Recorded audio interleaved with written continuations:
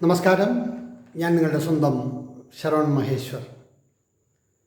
കൃഷ്ണശിലയായി എന്ന എൻ്റെ പരമ്പരയിലെ 214-ാമത്തെ എപ്പിസോഡാണിത്. ഇന്ന് വളരെ സന്തോഷപൂർവ്വം പറയട്ടെ, അടുത്തിടെ പത്മശ്രീ ലഭിച്ച ഡോക്ടർ ഓമനക്കുട്ടിയെക്കുറിച്ചിട്ടാണ്. ഞാൻ അവരെ ഓമനക്കുട്ടി ടീച്ചർ എന്നാണ് മനസ്സുകൊണ്ടും ബഹുമാനം കൊണ്ടും വിളിക്കാറ്. ഒരുപാട് കച്ചേരികളൊന്നും ഞാൻ നേരിട്ട് ലൈവായിട്ട് കേട്ടിട്ടില്ല. ഒരു 10-12 കച്ചേരികൾ മാത്രമേ ഞാൻ നേരിട്ട് ലൈവായി കേട്ടിട്ടുള്ളൂ. അതിൽ സ്വാതി സംഗീതോത്സവത്തോട് അനുബന്ധിച്ച് കുതിരമാളികയിൽ നടത്തിയ ആ ഒരു കച്ചേരി ഒരിക്കലും മനസ്സിൽ നിന്നും മാഞ്ഞു പോകില്ല. അത്ര മാത്രം ഗംഭീരമായിരുന്നു.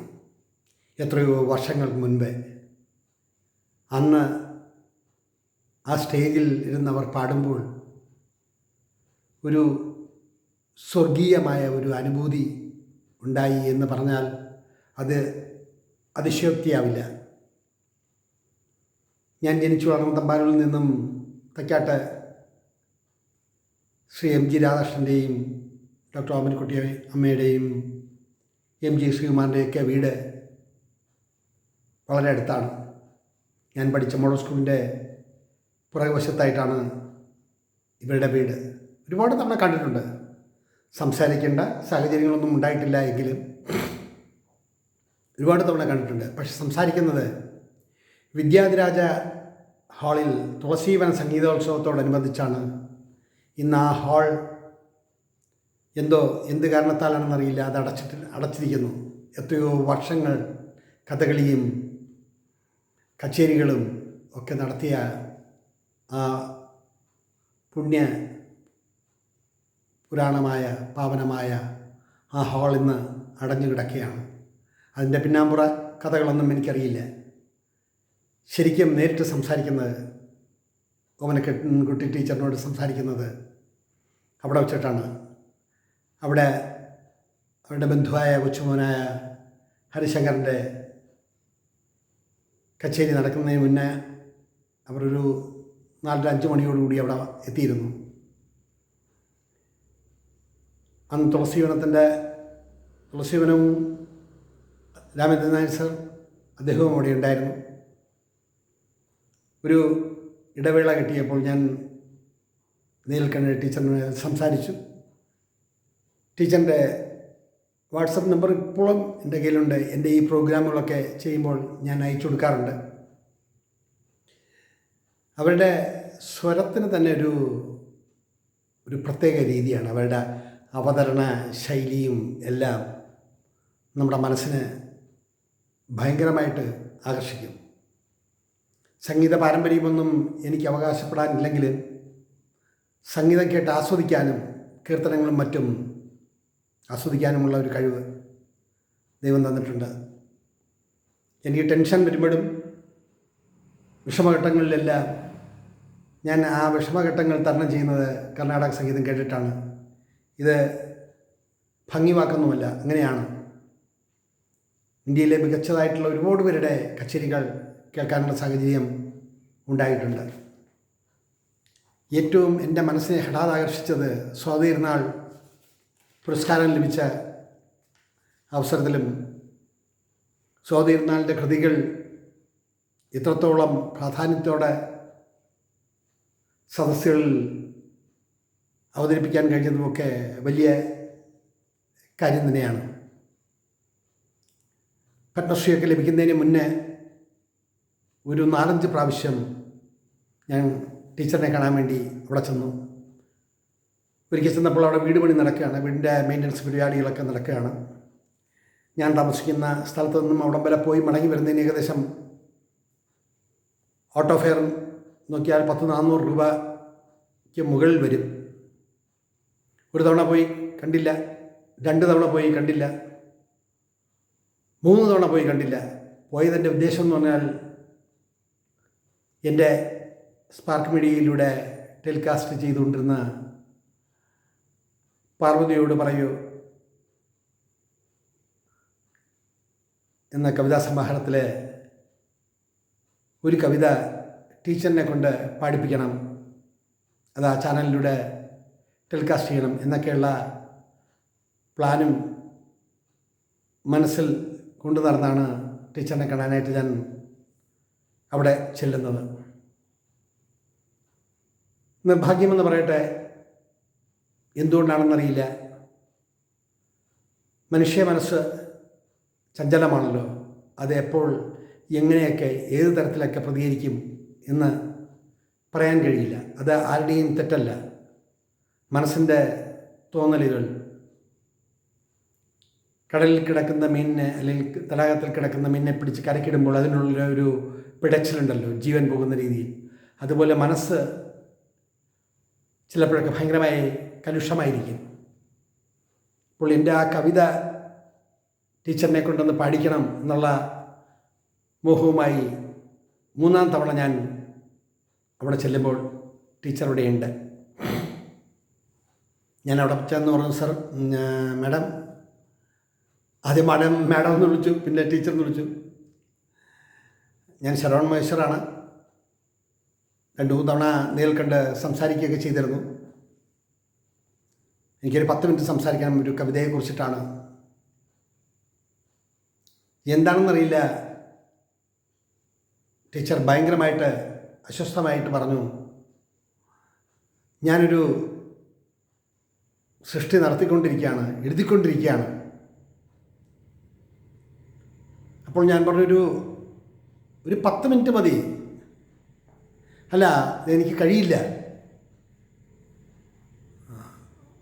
എന്നെ മനസ്സിലാക്കൂ എന്ന് പറഞ്ഞു. ഞാൻ പറഞ്ഞു, ടീച്ചർ, കഥ തുറന്ന് നമുക്കൊന്ന് സംസാരിക്കാം. ഇല്ല, ഞാൻ എഴുത്തിൻ്റെ പുറത്താണ് എന്ന് പറഞ്ഞപ്പോൾ എന്ത് ചെയ്യും, എൻ്റെ മനസ്സും മനുഷ്യ മനസ്സല്ലേ, കഥവും തുറക്കുന്നില്ല. അപ്പം ഞാൻ പറഞ്ഞു, ടീച്ചറെ എന്നെ മനസ്സിലാകാത്തതുകൊണ്ടാണോ അതോ ടീച്ചറിന് ഭയം കൊണ്ടാണോ, ആരുമില്ല എന്നുള്ള ഭയം കൊണ്ടാണോ? ഇതാണ് എൻ്റെ വിസിറ്റിംഗ് കാർഡ്. പലപ്പോഴും ഞാൻ ടീച്ചറിനെ കണ്ട് സംസാരിച്ചിരുന്നു. ഇതെല്ലാം കേട്ടിട്ടും വളരെ വിഷമിച്ച് ഞാൻ എഴുതിക്കൊണ്ടിരിക്കുകയാണ്, അർജൻറ്റാണ്. അപ്പോൾ ഞാൻ പറഞ്ഞു, ക്ഷമിക്കണം ടീച്ചറെ, ഞാൻ പോകുന്നു. ടീച്ചർ എന്തായാലും ടീച്ചറിൻ്റെ എഴുത്ത് നടക്കട്ടെ എന്ന് പറഞ്ഞ് ഞാൻ തിരിഞ്ഞു നടന്നു. ആ ശബ്ദത്തിൽ സ്വല്പം ഗാംഭീര്യമുണ്ടായിരുന്നു. നമ്മൾ 3-4 തവണ കാണാൻ ചെന്നിട്ട് കാണാൻ പറ്റാൻ, അപ്പോൾ എന്താണ് ഏതാണ് കുറഞ്ഞപക്ഷം സംസാരിക്കാമല്ലോ. പോകുന്നിടത്തെല്ലാം പരാതിയും പരിഭവമല്ല, ഒന്ന് സംഭവിക്കുകയാണ്, ഒന്ന് ഭവിക്കുകയാണ്. ഞാൻ അവിടെ നിന്ന് ഇറങ്ങി നടന്നപ്പോഴും ടീച്ചർ കഥ തുറക്കാണ്ട് മുറിക്കകത്ത് നിൽക്കുകയാണ്. എന്നെ ഇങ്ങനെ നോക്കി. അപ്പോൾ എൻ്റെ മനസ്സ് പ്രതികരിച്ചത്,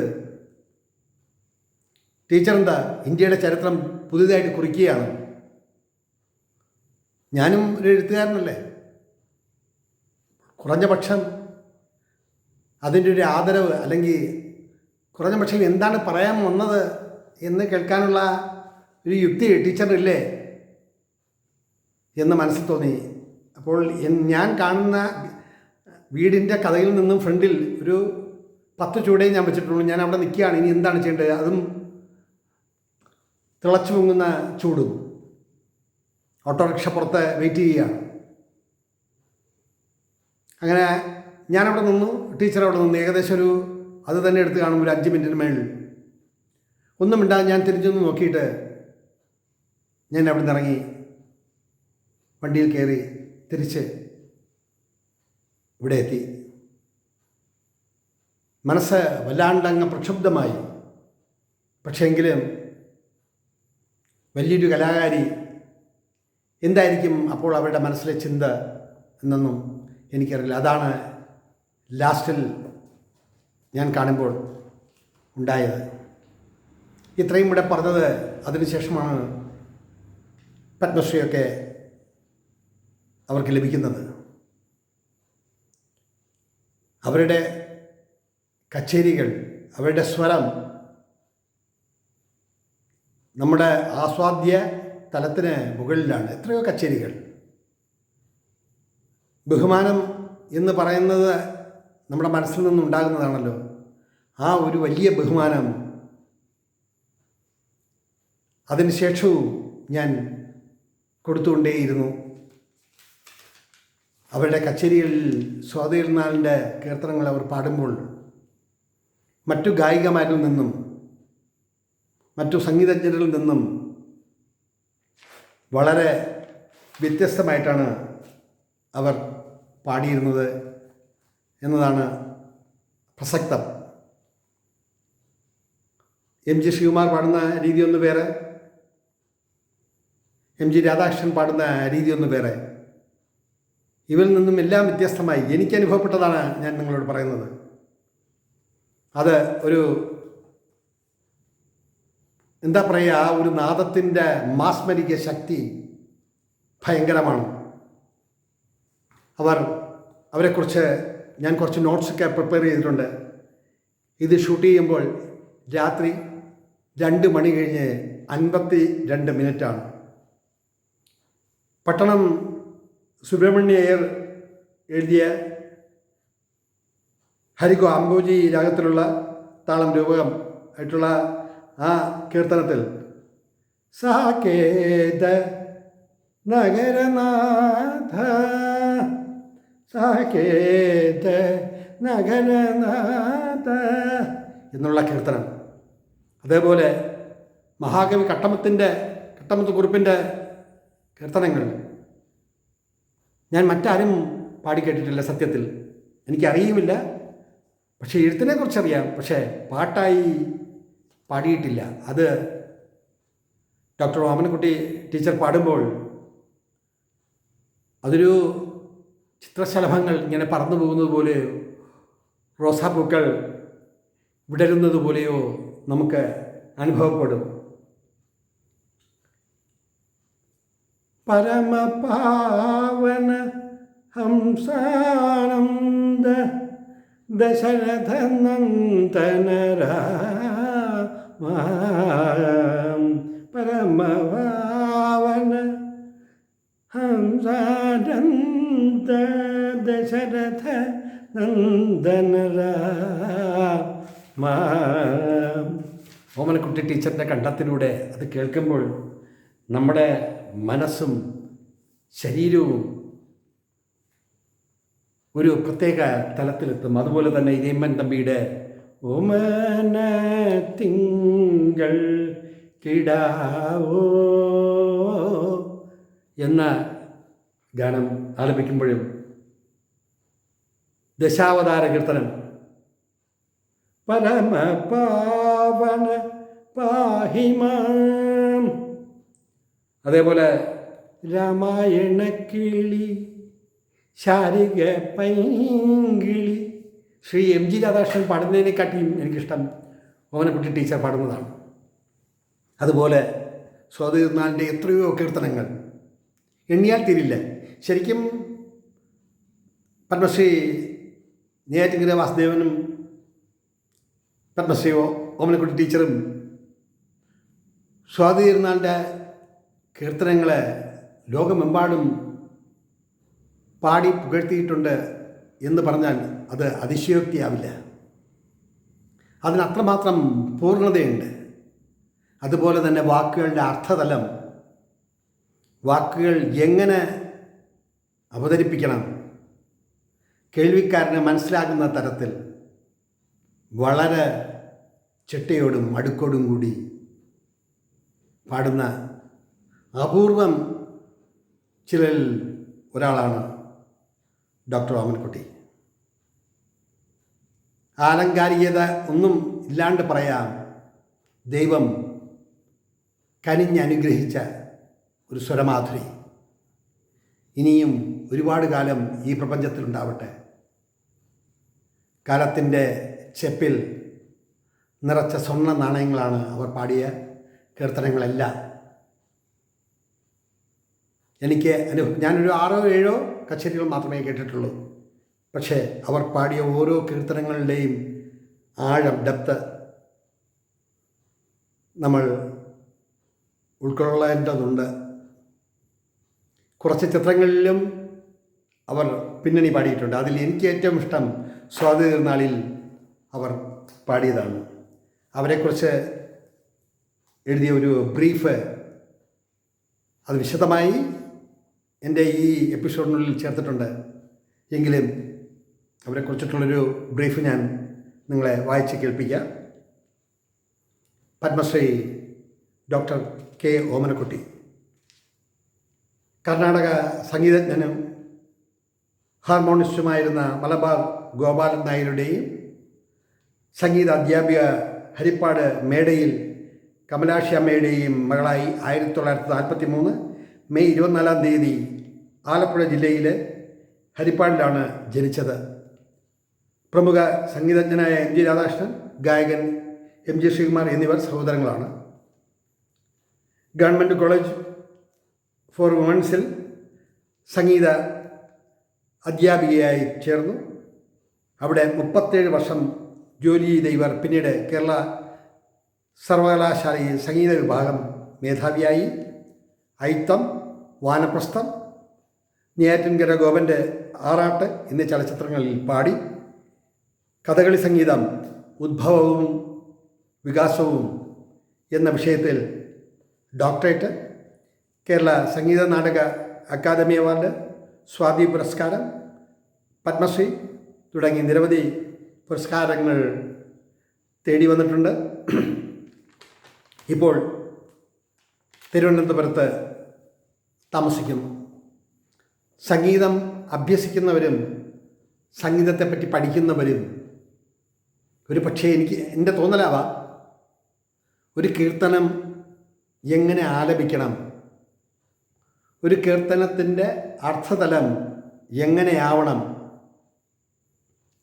ഏത് രാഗം, ഏത് താളം എന്ന് കീർത്തനം പാടുന്ന ആളിൽ നിന്ന് തന്നെ മനസ്സിലാക്കാൻ കഴിയുക എന്നതൊക്കെ എനിക്കൊന്നും സാധ്യമായ കാര്യമല്ല.